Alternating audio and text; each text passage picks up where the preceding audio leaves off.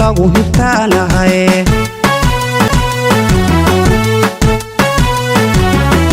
daacad muuqataanahay dadka ehelkii baanahay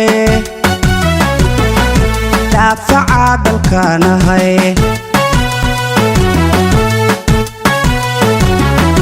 marna dacarayaanahay cadow dila ayaa agaanahay dandaansi ma ogoli dib u noqosho ma aqaa maanta taariikhdu tahay 4 bisha 9 2025 waxaa si rasmi ah soo gaaray magaalada Jowhar ee dowlad goboleedka Hirshabelle maanta waxaan saldhig u yimid isbarasho iyo kala warqaadid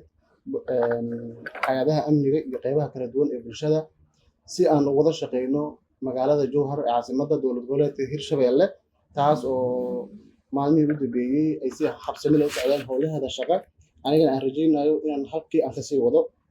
sidoo kale waxaan u mahadcelinayaa bahda saxaafadda qaybaheeda kala duwan ee halkan joogto bulshada qaybaheeda kala duwan ciidanka booliiska dowlad goboleedka Hirshabelle gaar ahaan booliiska degmada magaalada Jowhar xarunta maamulka Hirshabelle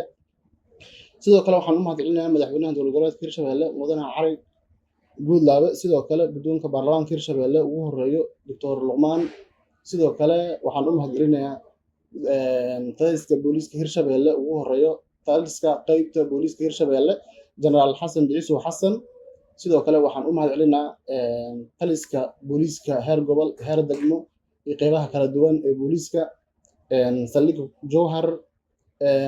waa ku dhowahay xaruntii maamulkan jooga xaruntii taliska maamulka booliiska Hirshabelle ee Jowhar ayaan maanta ku sugannahay maalmaha soo socdana waxaan rajaynayaa inay dhacdo xil wareejintii iyo maxaan ku radaa howlihii hab socodkii saldhigga qaybihiisa kala duwan bahda saxaafadda waa mahadsantihiin. Assalaamu calaykum waraxmatullaahi wabarakaatuh.